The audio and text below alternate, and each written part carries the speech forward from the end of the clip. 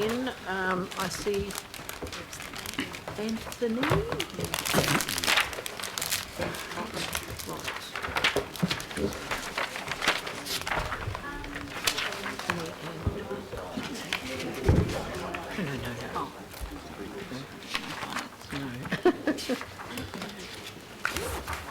But not Robin. Right. Thank you. Over to you.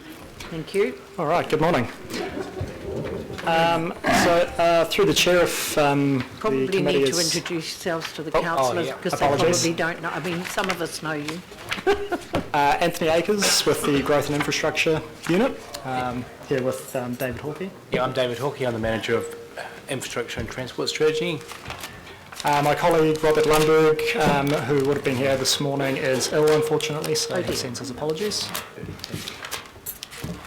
Through the chair, if the committee is happy to take the report as read, we can just jump to some of the key points. Yep. Yes, that'd be great. Thank you. And thank you for sending out that email the other day too. Apologies for the moved and seconded. Late notice on that, okay. on that email. That's okay. Do you want to just make some key points? All right, so just to give a little bit of context, the digital enablement plan is off the back of the registration of interest for expanded funding under central government's ultra-fast broadband, rural broadband 2 funds and the mobile black spot fund. Through that process, we got responses from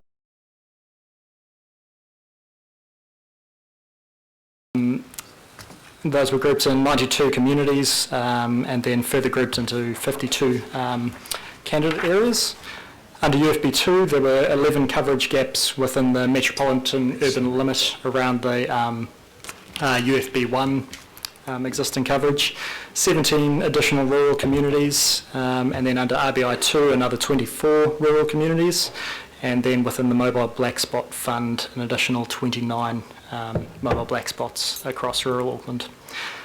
Off the back of that process, central government released a long list of potential communities under the ultra-fast broadband 2 program on the 1st of September. It reflects primarily the decision-making process based on population density of those rural communities with the additional work that we've put in with the registration of interest. So just quickly, that list includes, at this stage, Warkworth, Snells Beach, Helensville Parakai, Paro, Wellsford, Waiau Beach, Muriwai, Waimoku, and some of those fringe areas around the Auckland zone, also around Pukekohe and around the existing UFB planned coverage on Waiheke Island. And then following on from that, there is a request for supplier proposals that will close on the 28th of October, taking all of that information into account. The long list does cover 7.5% of New Zealand's additional rural population, which is greater than the initial 5 additional % that they are seeking to cover. So by no means is this a final list. And at this stage, we're trying to get access to the geospatial information to see how well those areas match up to what we provided through to central government. If successful, those areas will be covered by 2022, and that follows the completion of the existing UFB1 network.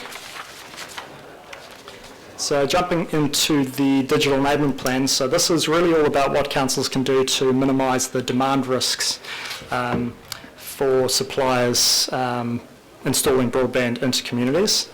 Central government asked us to focus on delivering activities that feature leadership, community enablement and business development. Under those, we've additionally grouped the activities for Auckland Council under access, so expanding access for broadband through things like Wi-Fi services and libraries, skills, helping Aucklanders develop the skills they need to take advantage of access to broadband and technology, and then also awareness, so helping Aucklanders understand what the value proposition is.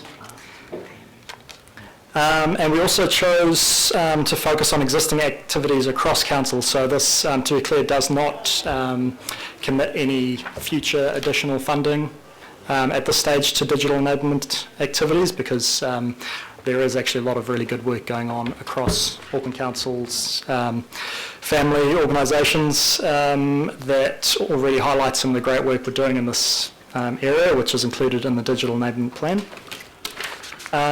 So that includes AT, libraries, Auckland Transport, resource consents and some other internal divisions.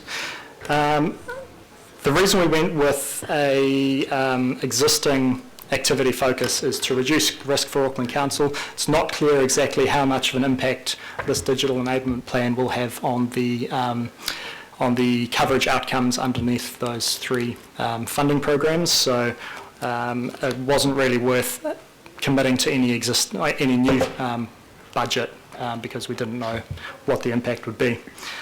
And part of it is just to make all of that good activity visible to central government and to show that it's not a reactive thing. This is all proactive work that's already going on across the organisation.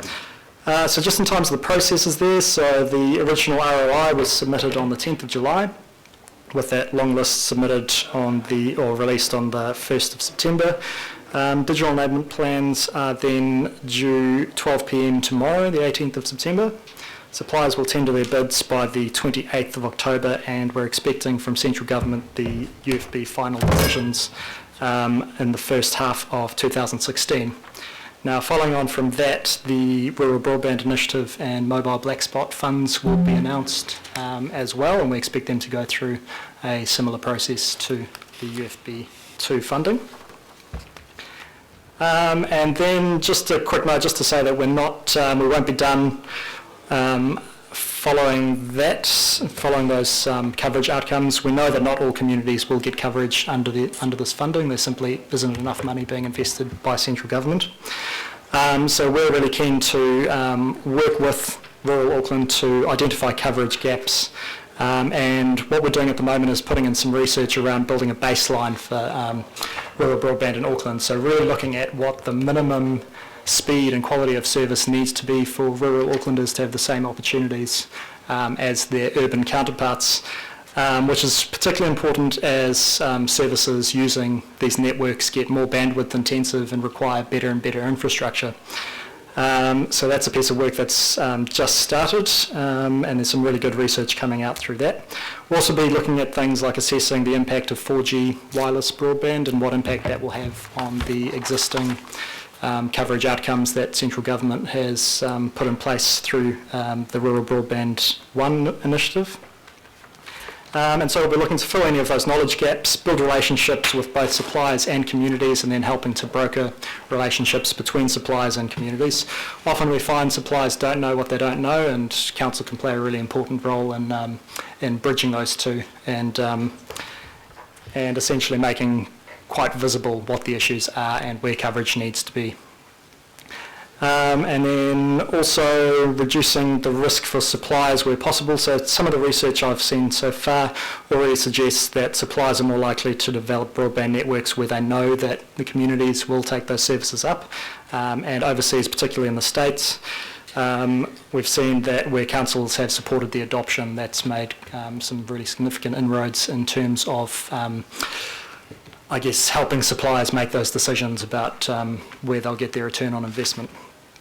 And it might seem obvious to all of us, but those suppliers do need that level of certainty when they're making funding decisions. So that really covers off the main kind of overview of where we're going, and happy to take any questions.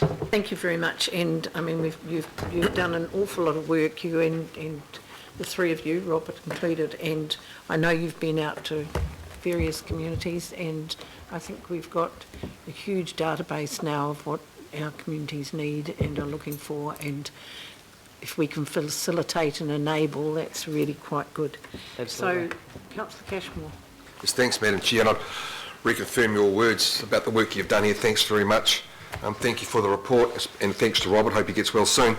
And also thank you for the extra information that came out and arrived at my place yesterday afternoon by a relatively slow pigeon, but some of us in the rural areas are getting better serviced. So this is ongoing work. We have better ideas 2016 about what we are going to receive, because we've already identified a lot of those gaps. Last month in Kazakhstan, a satellite was launched. It's the first of 80, I believe, don't quote me, but I believe it's 80, that's going to give worldwide full broadband coverage, I presume at a cost. Is there any work being done by the Crown to say when that's going to be enacted and enabled? Do we know? Not that I'm aware of at this stage, but that's certainly something we can report back on. Because that's certainly game-changing, isn't it, if that happens? Absolutely. Yeah. Got that going. Thank you, Madam Chair. Thank you. Member Taipari. Oh, kia ora, Madam Chair. I was just reviewing the Māori impact statement and the plan itself. And in the Māori impact statement, there's been the reference to rural marae and communities, but it appears not to be reflected in the plan. And I was just questioning whether there was consideration of marae and Māori communities in the plan that might have strengthened the plan as an advocacy tool. I will have to check on one of those action points. There is reference under the intention to expand services through community centres to include marae and papakainga. So you will do that? That's something that we've indicated we'd like to explore. That will be part of the next steps that we undertake.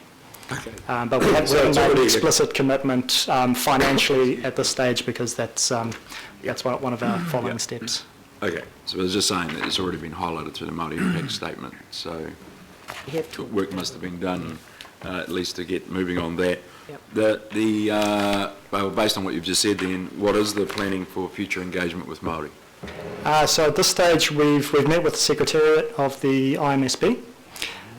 We haven't, through this process, had enough of a lead time to actually do any significant Māori engagement, particularly because this is focusing on a lot of internal council activity that's going on. So following on from this process, we will be working very closely with IMSB and with Te Waka Angamua to work on an engagement strategy with Māori communities. Develop an engagement strategy.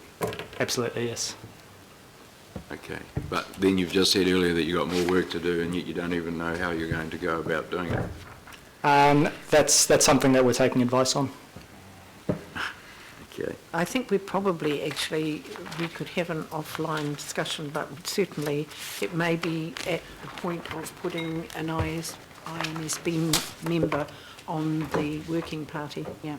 Because Absolutely. we have talked that would be about very valuable. marae and we talked about papakainga. Thank you. We'll note that recommendation. Yes, don't disagree with that, Madam Chair, but of course important to the Independent Māori Statutory Board is the engagement directly with Māori in the communities that you make reference to. Yep. Absolutely, and we haven't undertaken or we haven't been able to undertake that much in the way of direct Māori engagement, but informal engagement, but we have had informal opportunities through work that we've done. I'm doing some work on Great Barrier Island, so we've been able to do some work through groups like Ngāti Rehua informally, but we are looking to formalise that engagement process. And the last question, Madam Chair, is I may have missed it, but the timeframes for the MV funding decisions? Timeframes for the funding decisions, so for ultrafast broadband 2, we're expecting those decisions to come through by mid-2016. Beyond that, they haven't given us any clear indication on when the rural broadband and mobile black spot funding announcements will be made, but we expect those to fall in line with the UFB decision. Thank you, Madam Chair. Okay. Councillor Cooper. Thank you, Madam Chair. I just want to acknowledge the working party, Councillor Cashmore and myself and Councillor Webster, because we've been working alongside the staff for quite some time, and I think that probably addresses some of your concerns, Member Taipari. It was basically a reactive pulling together of a committee on concerns from the community, particularly the Bethel's community. I mean, it's very sad to see they're not on that list that the government's put out, even though they're on the top of our list. So I hope they are listening, because they haven't listened to our list. But I think too that, and then this fortuitously came along that we had the opportunity to apply, and so it's been a bit of a race to get the applications done, and and put this together, but it's a good piece of work. And just to comment on the marae engagement, there has been engagement with Te Kaurau Amaki, who have a proposed marae development at Te Hinga Bethels, and so we have been talking to Te Kaurau about that because we felt that was a very good, another reason why with a marae being developed up there, that was really important for their education and employment opportunities, tourism opportunities, to have robust broadband there, but not to be as yet. I guess the other thing around this is that we're always told to stick to our knitting, and I think this is actually our knitting, this is infrastructure, and digital infrastructure is becoming just as important, if not more important, than roads. And I've had more calls and communications about poor digital connectivity than I have about roads and footpaths in the last year. So it shows that this is becoming increasingly important to employment opportunities. Even students working from home in these communities, they can't do the work that they need to do. Even university students, everything's online now. There's some great businesses in our rural communities which can't operate effectively from home anymore. And so I think this is really crucial. So I'm really pleased that we're keeping going with this work. It is essential work. It is about employment, it is about connectivity, it is about everything that we stand for to have a great community. And the other thing that is really good, I think, for the rest of the country, note, we're one of the largest rural councils in the country. So we can't be fobbed off anymore and saying, oh, you're just a city. We've actually got a huge rural area, and it's been highlighted by the number of rural communities we have that aren't, that are still remain digitally remote. So I think that this work will hopefully push forward better connectivity for our community. Thank you, Madam Chair.